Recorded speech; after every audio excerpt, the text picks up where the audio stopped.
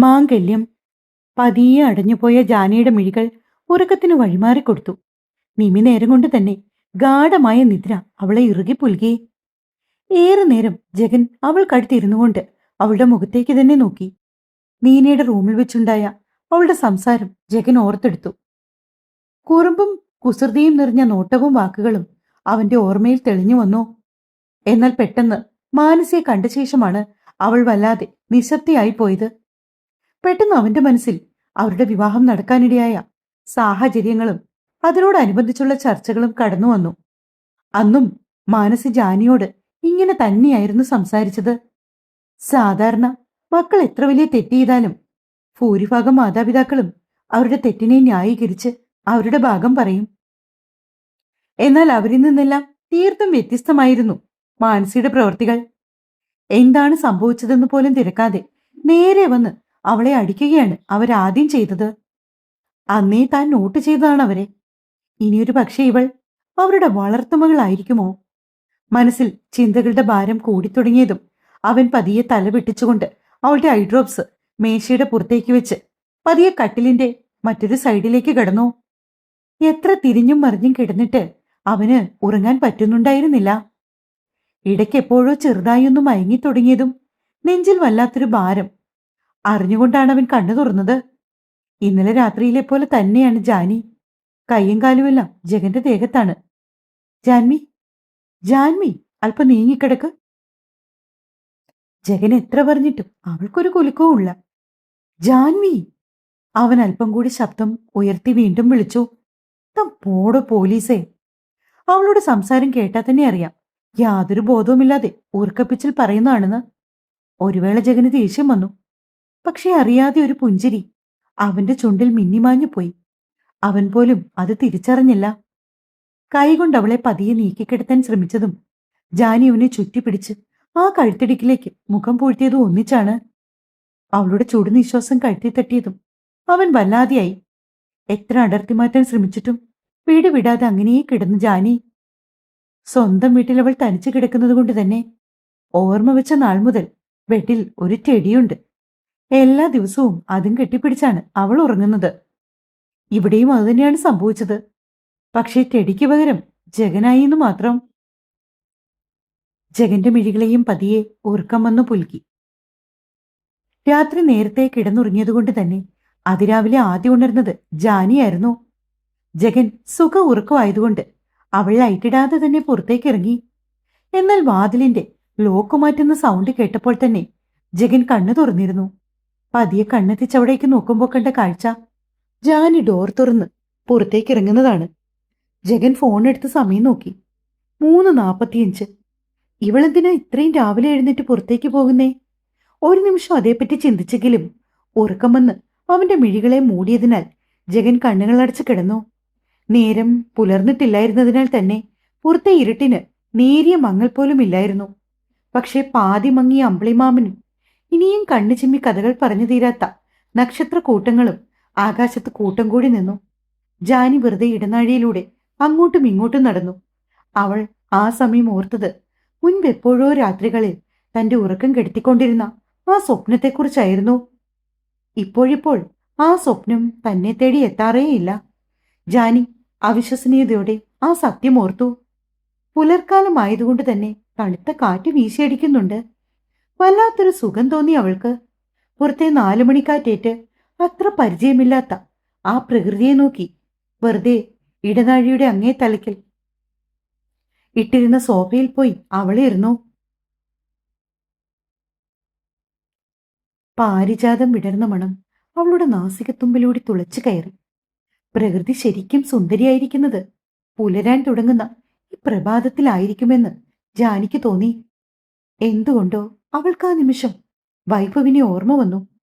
ജഗന് അല്പം ദേഷ്യം കൂടുതലാണെങ്കിലും വൈഭവിനെ പോലെ വൃത്തികെട്ടവനല്ല. അത് ജാനിക്ക് തന്നെ ചുരുങ്ങിയ ദിവസങ്ങൾ കൊണ്ട് മനസ്സിലായി. അങ്ങനെ പരസ്പര ബന്ധമില്ലാത്ത കുറേയേറെ ചിന്തകളോടെ അവൾ സോഫയിലിരുന്ന് എപ്പോഴോ മയങ്ങിപ്പോയി. രാവിലെ മിതുവെന്ന് തട്ടി വിളിക്കുമ്പോഴാണ് ജാനി കുറേയേറെ നേരം നീണ്ട ആ മയക്കത്തിൽ നിന്ന് ഉണർന്നു വന്നത്. ഒരു നിമിഷം വേണ്ടി വന്നു ജാനിക്ക് യാഥാർത്ഥ്യത്തിലേക്ക് തിരികെ എത്താൻ. നീ ഇന്നലെ ഇവിടെ ഇരുന്നാണോ ഉറങ്ങിയത്? മിഥുവിന്റെ ചോദ്യത്തിൽ വല്ലാത്തൊരു തരം അമ്പരപ്പ്. ഏട്ടനുമായി വീണ്ടും എന്തെങ്കിലും പ്രശ്നം ഉണ്ടായോ ജാനി? ആകുലതയോടെ മിഥു അത് ചോദിച്ചപ്പോ ജാനി ഉത്തരം പറയാൻ തുടങ്ങും മുമ്പ് തന്നെ മിഥുവിന്റെ അടുത്ത ചോദ്യവും ജാനിയെ തേടി വന്നു. ഏട്ടൻ നിന്റെ മനസ്സ് വിഷമിപ്പിക്കുന്ന തരത്തിൽ വല്ലതും പറഞ്ഞോ? എന്റെ പൊന്നു മിഥു, ആദ്യം എനിക്ക് തിരിച്ചു പറയാനൊരു അവസരം താ. ഇന്നലെ രാത്രി കുറച്ച് നേരത്തെ കിടന്നതുകൊണ്ട് ഞാൻ അതിരാവിലെ ഉണർന്നു. പിന്നെ കിടന്നിട്ട് ഉറക്കം വരാതായതോടെ ഞാൻ വെറുതെ ഇവിടെ വന്നിരുന്നു. കുറെയേറെ സമയം കഴിഞ്ഞപ്പോ വീണ്ടും ഉറക്കം വന്നു. ഇവിടെ ഇരുന്ന് ഉറങ്ങിപ്പോയി. അതാ സംഭവിച്ചേ. അതേതായാലും നന്നായി. മണി 5 കഴിഞ്ഞിട്ടേ ഉള്ളൂ. ആദ്യം നമുക്ക് അടുക്കളയിൽ പോയി ഒരു കപ്പ് കാപ്പിയൊക്കെ കുടിച്ചിട്ട് അവിടെ അമ്മയൊക്കെ എന്താ ചെയ്യുന്നേന്ന് നോക്കാം. ഇന്ന് പൂജയുള്ളത് കൊണ്ട് ബന്ധുക്കൾ ആരെങ്കിലുമൊക്കെ വരുമായിരിക്കും. അധികം ബന്ധുക്കളെയൊന്നും ക്ഷണിച്ചിട്ടില്ല. വർക്കിംഗ് ഡേ അല്ലേ. അതുമല്ല, എല്ലാവരും കല്യാണത്തിന് വന്നിട്ട് പോയതല്ലേ ഉള്ളൂ. അതുകൊണ്ട് ചിലപ്പോ ഒരുപാട് പേരൊന്നും വരില്ല. പിന്നെ നമ്മൾക്ക് തൊട്ടടുത്തുള്ള കുറച്ച് വീടുകളിലും ക്ഷണിച്ചിട്ടുണ്ട്. പൂജയ്ക്ക് ആൾ കൂടുന്നതാണ് ഐശ്വര്യമെന്ന് മിഥു എന്തോ വലിയ കാര്യം പോലെ പറഞ്ഞപ്പോൾ ജാനി അതൊക്കെ കേട്ട് തലകുലുക്കി. ജാനിക്ക് പൂജയും വഴിപാടും ക്ഷേത്രവും ഇങ്ങനെയുള്ള കാര്യങ്ങളൊക്കെ ഇതാദ്യമാണ്. സത്യം പറഞ്ഞ അപ്പോഴാണ് ജാനി ആലോചിക്കുന്നത് പോലും.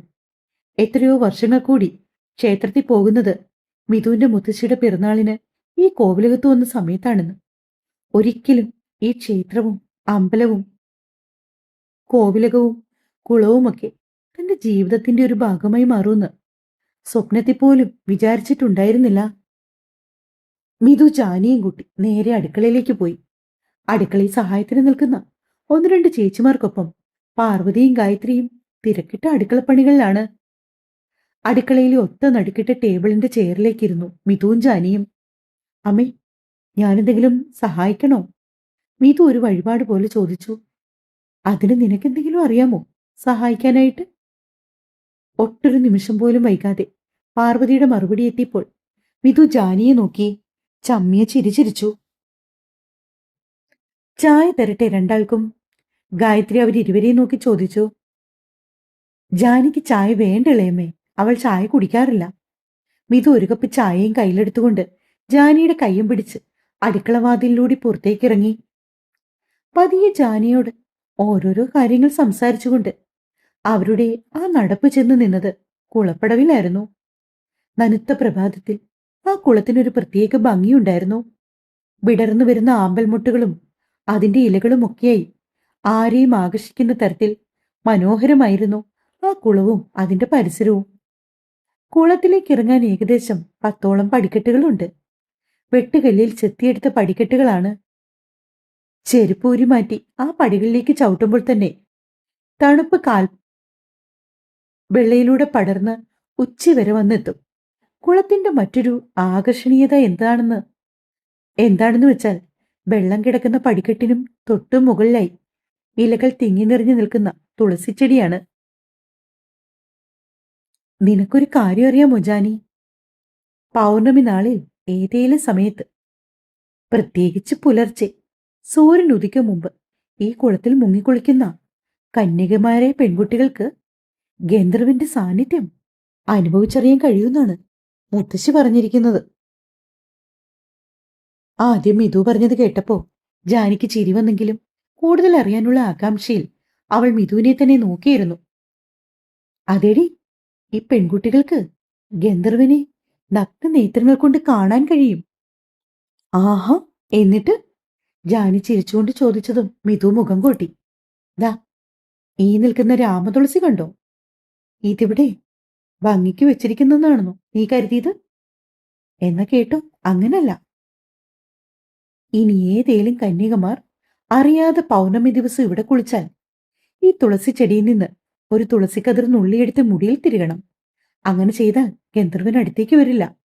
അതെന്താ, ഗന്ധർവന് തുളസിയുടെ മണം ഇഷ്ടമല്ലേ? പറയുന്നതോടൊപ്പം പൊട്ടിച്ചിരിച്ചുപോയി ജാനി.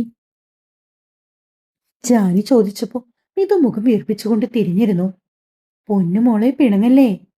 ഈ വന്ന കാലത്ത് ഇങ്ങനെയുള്ള അന്ധവിശ്വാസങ്ങൾ പറഞ്ഞു കേട്ടാൽ പിന്നെ ചിരിക്കാതെ എന്തു ചെയ്യും? ഗന്ധർവൻ പോലും. എടീ, അതൊക്കെ ഓരോരോ സങ്കല്പങ്ങളല്ലേ. അല്ലടി, മുൻപ് എന്ന് പറഞ്ഞ വർഷങ്ങൾക്ക് മുൻപ്. അന്ന് ഞാനൊക്കെ കുഞ്ഞായിരുന്നു. നമ്മുടെ റിലേറ്റീവ് ഒരു ചേച്ചി കൂട്ടുകാരോട് ബെറ്റ് വെച്ചു. എന്നിട്ട് ഒരു പൗർണമി ദിവസം കുളത്തിൽ വന്ന് കുളിച്ചു. എന്നിട്ടുണ്ടല്ലോ, ചേച്ചിയെ കാണാൻ ഗന്ധർവൻ വന്നത്രേ. പിന്നെ തറവാട്ടിൽ കുറെ പൂജയും വഴിപാടുകളും ഒക്കെ ചെയ്ത ശേഷമാണ് ഗന്ധർവൻ ചേച്ചിയെ വിട്ട് അകന്നു പോയത്. പിന്നെ വെറുതെ. മിഥുവ പറഞ്ഞത് വിശ്വാസം വരാത്ത രീതിയിൽ ജാനി പറഞ്ഞു. അതേടി സത്യം. മിഥു അവളുടെ വാക്കുകളിൽ ഉറച്ചു നിന്നു. കൊള്ളാം, നല്ല തമാശ. മിഥു പറഞ്ഞത് ജാനി ചിരിച്ചു തള്ളി. സത്യാടി. മിഥു ജാനിയെ പറഞ്ഞു വിശ്വസിപ്പിക്കാൻ ശ്രമിച്ചു. നീയും നിന്റെ കോവിലകവും ഇവിടുത്തെ കുറെ കെട്ടുകഥകളും. എനിക്കിതിലൊന്നും തീരെ വിശ്വാസമില്ലാട്ടോ. അതങ്ങനെയാ ജാനി. ചില കാര്യങ്ങളൊക്കെ നമ്മൾക്ക് അനുഭവത്തിൽ വരുമ്പോഴേ വിശ്വാസം ഉണ്ടാകൂ. എങ്കിൽ ഇനി വരാൻ പോകുന്ന പൗർണമിക്ക് ഞാൻ ഈ കുളത്തിലിറങ്ങി മുങ്ങിക്കുളിക്കും. എന്നിട്ട് പ്രൂവ് ചെയ്യാം നീ ഇത്രയും നാളും വിശ്വസിച്ചിരുന്നതെല്ലാം തെറ്റായിരുന്നുവെന്ന്. പെട്ടെന്ന് ജാനിയുടെ വായിൽ നിന്ന് ആ വാക്കുകൾ വീണതും മിഥുവിനും കൗതുകമേറി. ശരിക്കും? മിഥു ചോദിച്ചു. അതേ മിഥു, നീ ഈ കഥ പറഞ്ഞു കേട്ടപ്പോൾ ഇതൊരു ചലഞ്ചായി ഏറ്റെടുത്താലോന്ന് ഞാൻ കരുതിയത്. എങ്കിൽ നമുക്കൊരു കൈ നോക്കിക്കളയാം. പക്ഷെ ഒരു കാര്യമുണ്ട്. മിഥു പറഞ്ഞപ്പോ ചോദ്യഭാവത്തിൽ അവളെ നോക്കി ജാനി. എന്താ? അടുത്ത പൗർണമി വരെ നീ കന്യകയായിരിക്കണം. വാപത്തി കള്ളച്ചിരിയോടെ മിഥു പറഞ്ഞതും ജാനി അവളുടെ കയ്യിൽ ചെറുതായി അടിച്ചുകൊണ്ട് തിരിഞ്ഞിരുന്നു. ഏറ്റവും ഒടുവിലത്തെ പടിയിലിരുന്നു കൊണ്ട് വെള്ളത്തിലേക്ക് കാൽ നീട്ടിയിട്ട് എന്തോ ചിന്തയിലാണ് ജാനി. എന്താണ് മാഡം? കാര്യമായ ആലോചനയിലാണല്ലോ. മിഥു അവൾക്കടുത്തേക്ക് വന്നിരുന്നു കൊണ്ട് ചോദിച്ചു.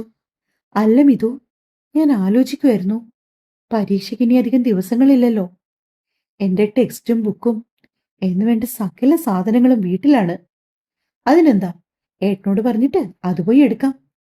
മിഥു അത് പറഞ്ഞപ്പോ ജാനി കുളത്തിലേക്ക് നോക്കി വെറുതെ അലസമായി ഒന്ന് മൂളിയതേ ഉള്ളൂ. നീ എന്താ ജാനി ഇങ്ങനെ മൂഡ് ഓഫ് ആയിരിക്കുന്നത്?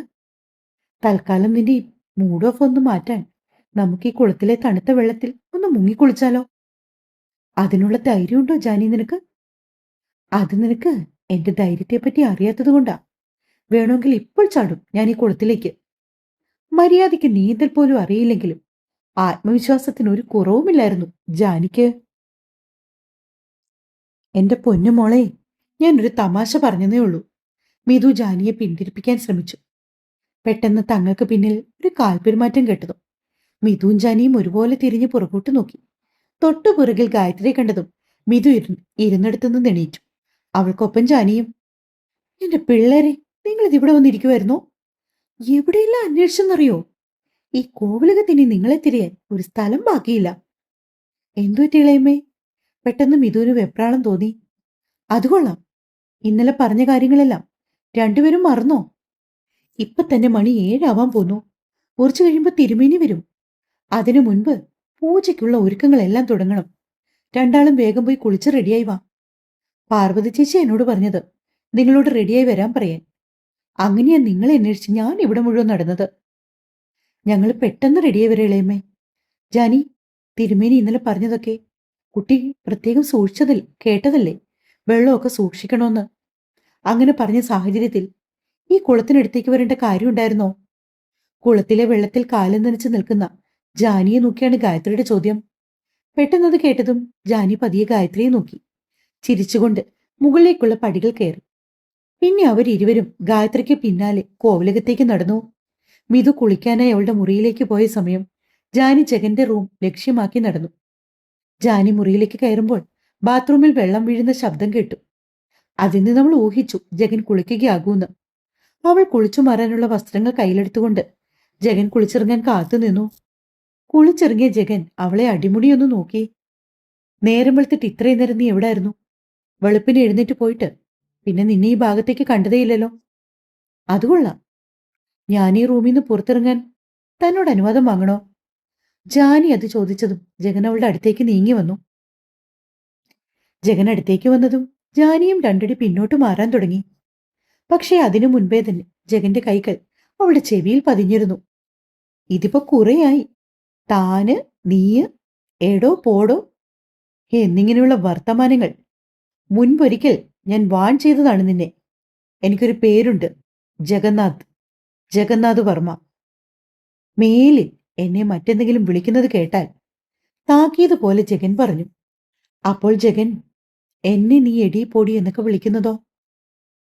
പറയുമ്പോ രണ്ടു ഭാഗവും പറയണമല്ലോ. ജാനി ജഗനെ നോക്കി വീറോടെ പറഞ്ഞു. അവന്റെ മുഖത്തൊരു പതർച്ച വ്യക്തമായി. ഓക്കെ, ഇനി മുതൽ ഞാൻ അങ്ങനെ വിളിക്കില്ല. ജാൻവിയും വിളിക്കരുത്. റൂള് ബ്രേക്ക് ചെയ്താൽ ശിക്ഷ എന്താണ്? ജഗൻ പറഞ്ഞു നിർത്തിയതും ജാൻവി ചോദിച്ചു. അത് ഓപ്പോസിറ്റുള്ള ആൾക്ക് തീരുമാനിക്കാം, ജഗൻ പറഞ്ഞു. Wow, that's good. അതും പറഞ്ഞുകൊണ്ട് ജാനി കുളിച്ചു മാറാനുള്ള വസ്ത്രങ്ങളുമായി ബാത്റൂമിലേക്ക് കയറിയപ്പോൾ ജഗൻ അവളെ പിന്നിൽ നിന്ന് വിളിച്ചു. അതെ, കുറച്ചു കഴിഞ്ഞാൽ പൂജയുണ്ടെന്നുള്ള കാര്യം ഓർമ്മയുണ്ടല്ലോ. ജഗന്റെ ആ ചോദ്യത്തിൽ ജാനി അവിടെ തന്നെ നിന്ന് നോക്കി. അതെന്താ ഇത്ര പെട്ടെന്ന് മറന്നുപോകാൻ വേണ്ടി? ദൈവം സഹായിച്ച് എനിക്ക് മറവി രോഗമൊന്നുമില്ല. ഞാനൊന്ന് ഓർമ്മിപ്പിച്ചെന്നേ ഉള്ളൂ. ഓ, എനിക്ക് നല്ല ഓർമ്മയുണ്ട്. അല്പം കടുപ്പിച്ചു തന്നെ ജാനി പറഞ്ഞു. ഞാനത് എടുത്തു പറയാൻ ചില കാരണങ്ങളുണ്ട്. സ്വരം ഒട്ടും മയപ്പെടുത്താതെ ജഗനും പറഞ്ഞു തുടങ്ങി. എന്ത് കാരണം? ജാനി ജഗന്റെ മുഖത്തേക്ക് രൂക്ഷമായി നോക്കിക്കൊണ്ടാണ് ചോദിച്ചത്. പതിവുള്ള ആ കോലംകെട്ടലുണ്ടല്ലോ, അതങ്ങ് ഒഴിവാക്കിയേക്കണം. ജഗൻ പറഞ്ഞപ്പോൾ ജാനി കണ്ണു ചുരുക്കി അവനെ നോക്കി. മനസ്സിലായില്ല.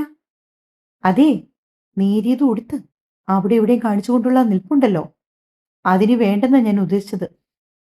ആ, വേണമെന്ന് വെച്ച് കാണിക്കുന്നതല്ല. ആദ്യമായിട്ട് ഉടുക്കുന്നതിന്റെ ബുദ്ധിമുട്ടുണ്ട്. പിന്നെ ഇതൊന്നും വാരിച്ചുറ്റി നടക്കുന്നത് അത്ര സുഖമുള്ള ഏർപ്പാടല്ല. ദേഷ്യത്തോടെ ജഗനെ നോക്കി ജാനി പറഞ്ഞു. എങ്കിൽ പിന്നെ ഇത്ര ബുദ്ധിമുട്ടി വേഷം കെട്ടി വരണമെന്നുമില്ല. അതാദ്യം പോയി ഈ വീട്ടിലുള്ള മറ്റുള്ളവരോട് പറയ. അല്ലെങ്കിൽ തന്നെ എനിക്കും വലിയ താല്പര്യമൊന്നുമില്ല. വീട്ടിലും സാരിയും വാരിച്ചുറ്റി ചില സീരിയലിലെ ആളുകളെ പോലെ നടക്കാന്. അതും പറഞ്ഞുകൊണ്ട് ദേഷ്യത്തിൽ തന്നെ ജാനി ബാത്റൂമിനകത്തേക്ക് കയറി വാതിൽ വലിച്ചടിച്ചു. ജഗന് ദേഷ്യം വന്നെങ്കിലും അവനത് സ്വയം നിയന്ത്രിച്ചുകൊണ്ട് പൂജയ്ക്ക് വേണ്ടിയുള്ള തയ്യാറെടുപ്പുകളെല്ലാം നടത്തി വസ്ത്രം മാറി താഴേക്ക് നടന്നു. കുളിച്ചിറങ്ങിയ പാടെ ജാനി കണ്ണിലൊഴിക്കാനുള്ള തുള്ളിമരുന്നും എടുത്തുകൊണ്ട് മിഥുവിന്റെ റൂമിലേക്ക് പോയി. അവളുടെ കട്ടിലിൽ മലർന്നു കിടന്നുകൊണ്ട് മിഥുവിന്റെ കയ്യിലേക്ക് ഐ ഡ്രോപ്സ് കൊടുത്തു. ഓരോ തുള്ളി വീതം എന്റെ 2 കണ്ണിലും ഒഴിച്ചതാ. പറഞ്ഞത് പ്രകാരം മിഥു ചെയ്തു. ഇന്നലെ രാത്രിയിലേതുപോലെ ജാനിക്ക് കണ്ണിന് വല്ലാത്ത പുകച്ചിൽ അനുഭവപ്പെടുന്നുണ്ടായിരുന്നു.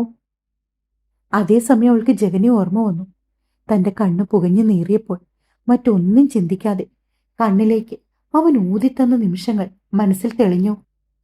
എന്നാൽ നിമി നേരം കൊണ്ട് തന്നെ മറ്റൊരു ശ്വാസം തന്റെ കണ്ണിലേക്ക് പടർന്നപ്പോൾ ജാനിയുടെ ചുണ്ടിലൊരു പുഞ്ചിരി വിടർന്നു. മറ്റാരുമല്ല, മിഥുവാണ്.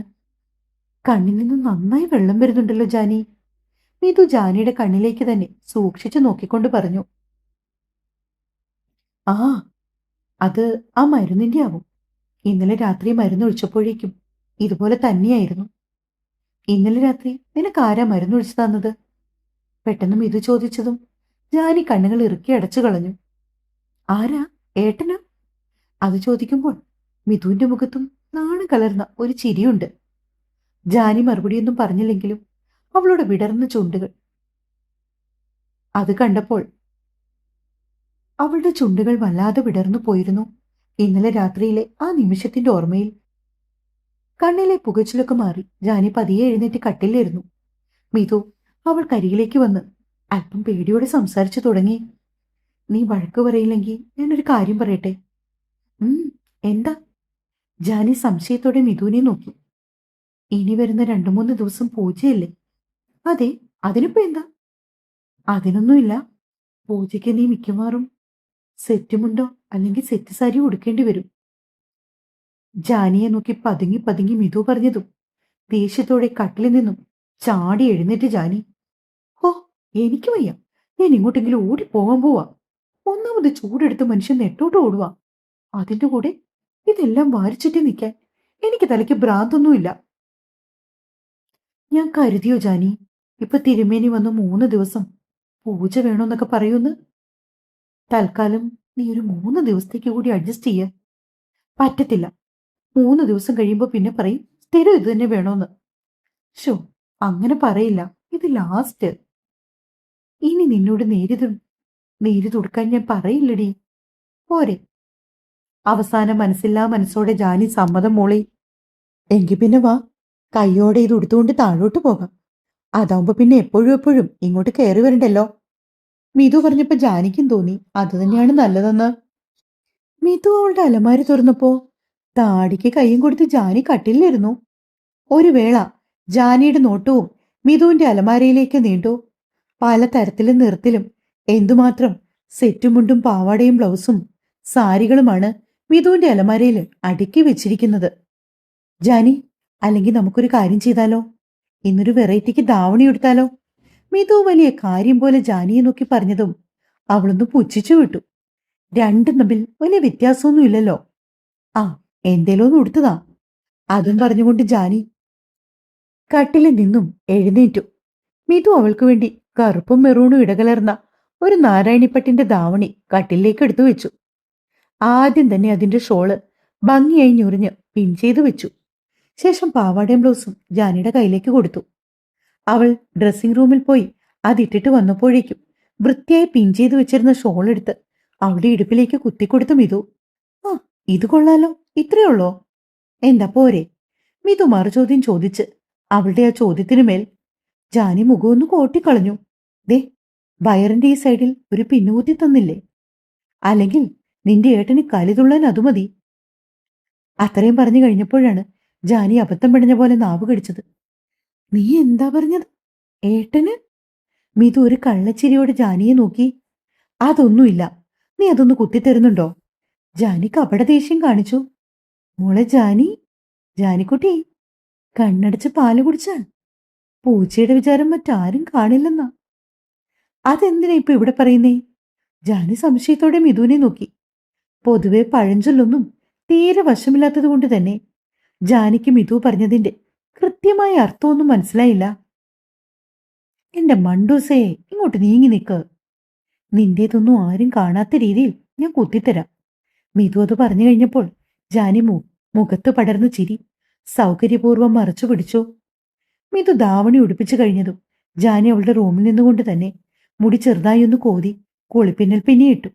നെറ്റിയിൽ ഒരു കുഞ്ഞി പൊട്ടും തൊട്ട് ചുണ്ടിൽ അല്പം ലിപ്സ്റ്റിക്കും കൂടി ഇട്ടതോടെ ജാൻവിയുടെ ഒരുക്കം പൂർണ്ണമായി.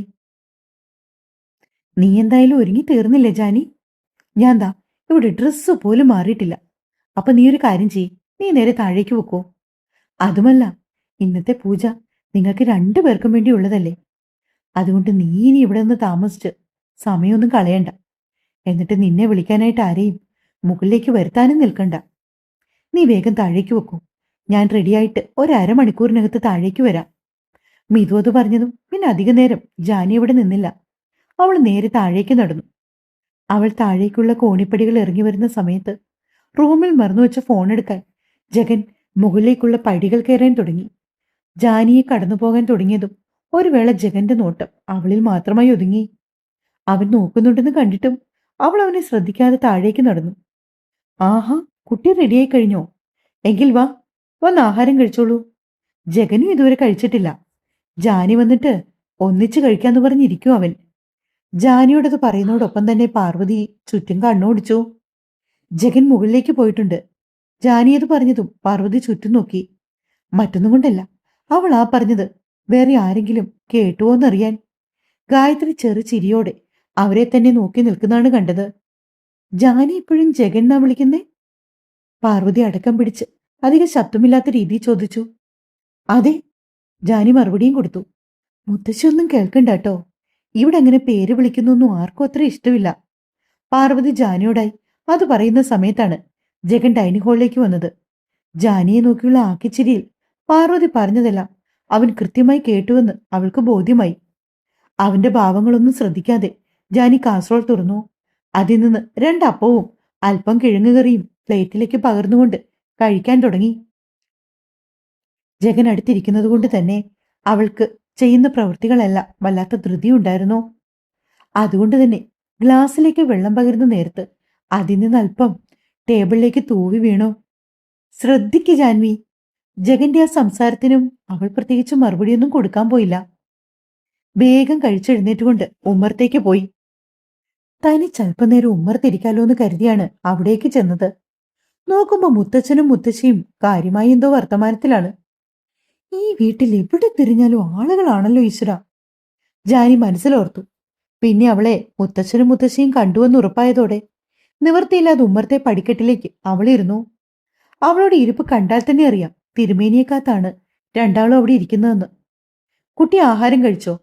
പത്മജ അവളെ നോക്കി. കഴിച്ചു മുത്തശ്ശി. അല്പനേരത്തിന് ശേഷം ജഗന് ഉമ്മറത്തേക്ക് വന്നോടെ പത്മജ അവരെ ഇരുവരെയും മാറി മാറി നോക്കി. വലിയ കോളിളക്കം സൃഷ്ടിച്ച വിവാഹമാണ്. പക്ഷേ അതിൻ്റെതായിട്ടുള്ള ഇഷ്ടക്കേടുകളൊന്നും അവർക്ക് രണ്ടുപേരുടെയും മുഖത്തു നിന്നും വായിച്ചെടുക്കാനായില്ല. അവർ പരസ്പരം അംഗീകരിക്കാൻ തയ്യാറായിരിക്കുന്നു. പത്മജ മനസ്സിൽ ചിന്തിച്ചു. അതേ സമയം തന്നെയാണ് പത്മജയുടെ കണ്ണുകൾ ജാനിയുടെ സീമന്തരേഖയിലേക്ക് നീണ്ടത്. ശൂന്യമായി കിടക്കുന്ന സീമന്തരേഖ കണ്ടതും പത്മജ പറഞ്ഞു തുടങ്ങി. നോക്കൂട്ടി, വിവാഹം കഴിഞ്ഞ സ്ത്രീകളുടെ നെറുകയിൽ എപ്പോഴും സിന്ദൂരം ഉണ്ടാവണം. അത് വെറുമൊരു ചടങ്ങല്ല. ഭർത്താവിന്റെ ആയുസ്സിനും ആരോഗ്യത്തിനും ഐശ്വര്യവും അനുഗ്രഹവും നിറഞ്ഞ ഒരു ദാമ്പത്യ ജീവിതത്തിനും വേണ്ടിയാണ് നമ്മളതൊക്കെ അണിയുന്നത്. നിങ്ങളൊക്കെ ന്യൂ ജനറേഷൻ അല്ലേ, അതിലൊന്നും വിശ്വാസം ഉണ്ടാവുമെന്നറിയില്ല. പക്ഷെ നമ്മുടെ കോവിലകത്തിന്റെ പാരമ്പര്യത്തിൽ അതൊക്കെ ഉൾപ്പെടും കേട്ടോ. സിന്ദൂരം തന്നെ വേണമെന്നില്ല. നിങ്ങൾ ഇപ്പോഴത്തെ കുട്ടികൾ സ്റ്റിക്കോ അങ്ങനെ എന്തൊക്കെയോ ഉപയോഗിക്കാറില്ലേ, അതായാലും മതി. അല്പം ഒരു പേരിനെങ്കിലും ഇത്തിരിയൊന്നും അവിടെ ഉണ്ടാവണം കേട്ടോ. എന്റെ പൊന്നെ, പറയുന്ന കേട്ടിട്ട് മുത്തശ്ശി ന്യൂജനാണെന്ന് തോന്നുന്നു. ഇതൊക്കെ എങ്ങനെ അറിയാമോ ആവോ? പൂജാമുറി കുങ്കുമം ഇരിപ്പുണ്ട്, വേഗം പോയി ഇട്ടിട്ട് വരൂ. ഒറ്റയ്ക്ക് പോവണ്ട, രണ്ടാളും ഒന്നിച്ചു പോയാൽ മതി. ജഗൻ, മോൾക്ക് സിന്ദൂരം അണിയിച്ചു കൊടുത്തിട്ട് വാ. മുത്തശ്ശി പറഞ്ഞതും അവനെ എതിരു പറയാനായില്ല. പൂജാമുറിയിലേക്ക് നടന്ന ജാനിക്ക് പിന്നാലെ തന്നെ ജഗനും പോയി. ജഗൻ പിന്നാലെ വരുന്നുണ്ടെന്നറിഞ്ഞിട്ടും ജാനി ധൃതിയിൽ പൂജാമുറിയിലേക്ക് കയറി. വിരൽത്തുമ്പിൽ അല്പം സിന്ദൂരം എടുത്ത് സ്വയം നെറ്റിയിലേക്ക് ഇടാൻ തുടങ്ങിയതും ജഗൻ അവളുടെ കൈകളെ പിടിച്ചു വെച്ചു. ശേഷം തൊടുവിരൽ തുമ്പിൽ അല്പം ഒരു നുള്ളു സിന്ദൂരം എടുത്ത് അവളുടെ സീമന്തരേഖ ചുവപ്പിച്ചു. എന്തുകൊണ്ടോ ആ സമയം ജാനിയുടെ മിഴികൾ അടഞ്ഞു പോയിരുന്നു. കുങ്കുമത്തോടൊപ്പം അവന്റെ വിരൽത്തുമ്പിലെ നേർത്ത തണുപ്പും അവിടേക്ക് പതിഞ്ഞതോടെ വല്ലാത്തൊരവസ്ഥയിലായിപ്പോയി ജാനി. മിഴികൾ തുറന്ന അവളുടെ നോട്ടം അവൻ പിടിച്ചു വച്ചിരിക്കുന്ന തന്റെ വലങ്കയിലേക്കാണ്. അവളുടെ നോട്ടം അല്പം രൂക്ഷമായതും ജഗൻ ആ പിടിവിട്ടു. നോക്ക്, അനുവാദമില്ലാതെ എന്റെ ദേഹത്ത് തൊടുന്നതും റോള് ബ്രേക്ക് ചെയ്യുന്നതിൽ ഉൾപ്പെടും. അങ്ങനെയാണെങ്കിൽ രാത്രി ഉറക്കം പിടിച്ചു കഴിഞ്ഞാൽ നിന്റെ കൈയും കാലും ഒക്കെ എന്റെ ദേഹത്താണ്. അതും റൂൾ ബ്രേക്കിങ്ങിൽ തന്നെ കണക്കാക്കട്ടെ. പെട്ടെന്ന് ജഗൻ ചോദിച്ചതും ജാനി അവന്റെ മുമ്പിൽ നിന്ന് രക്ഷപ്പെടാനുള്ള ശ്രമം നടത്തിയെങ്കിലും അവൻ കയ്യിൽ പിടിച്ചോലിച്ച് അവളെ അവിടെ തന്നെ നിർത്തി. കണ്ണടയ്ക്കൂ. പെട്ടെന്ന് ജഗൻ പറഞ്ഞതും ജാനിയുടെ മിഴികളിൽ സംശയം. എന്തിന്? എങ്കിലും അല്പം ഗൗരവത്തോടെയുള്ള അവന്റെ നോട്ടം കണ്ടതും അവൾ പതിയെ കണ്ണുകൾ അടച്ചു. ജഗൻ മെല്ലെ അവളുടെ നെറ്റിക്ക് താഴെ കൈവച്ചുകൊണ്ട് മുഖത്തേക്ക് നേർമയായി ഊതി. അവളുടെ മൂക്കിൻ തുമ്പിലേക്ക് വീണ ആ നേർത്ത സിന്ദൂരത്തരികൾ അവന്റെ ചുടുശ്വാസം പതിച്ചപ്പോൾ അകന്നുപോയി. ഇനി പോയിക്കോ. ജഗന്റെ നോട്ടം നേരിടാനാവാതെ ജാനി പെട്ടെന്ന് തന്നെ പൂജാമുറിയിൽ നിന്ന് പുറത്തേക്കിറങ്ങി. അവളുടെ തൊണ്ടക്കുഴിയിലും ചുണ്ടിനും മുകൾ ഭാഗത്തും വിയർപ്പ് തുള്ളികൾ പറ്റിപ്പിടിച്ചിരുന്നു. കൈകൊണ്ട് തന്നെ അത് ഒപ്പിയെടുത്തുകൊണ്ട് മുന്നോട്ട് നടക്കുമ്പോഴാണ് ഒരാക്കി ചിരിയോടെ അവളെ നോക്കി നിൽക്കുന്ന മിഥുവിനെ കണ്ടത്. ജാനി വേഗം അവൾക്ക് അടുത്തേക്ക് നടന്നു. എന്താ ഇത്ര ചിരിക്കാന്? ജാനി അവളോട് ചോദിച്ചു. ഏയ്, സിന്ദൂരം വെച്ചപ്പോ നിന്നെ കാണാൻ ഒരു പ്രത്യേക ഭംഗി. ഓ, സിന്ദൂരം വെച്ചില്ലേലും എന്നെ കാണാൻ നല്ല ഭംഗിയൊക്കെ തന്നെ. ജാനി ചുണ്ടുകൊട്ടിക്കൊണ്ടത് പറഞ്ഞ സമയത്താണ് കോവിലകത്തിന്റെ മുറ്റത്തേക്ക് ഒരു കാർ വന്നു നിന്നത്. തുടരും. ഇന്നും ലെങ്ത് കൂട്ടി ഇട്ടിട്ടുണ്ട്. നിങ്ങൾ മറക്കാതെ ലൈക്ക് ചെയ്യാനും കമന്റ് തരാനും നോക്കണേ. ജഗനും ജാനിയും എങ്ങനെയുണ്ട്? ഇഷ്ടാവുന്നുണ്ടോ ആവോ?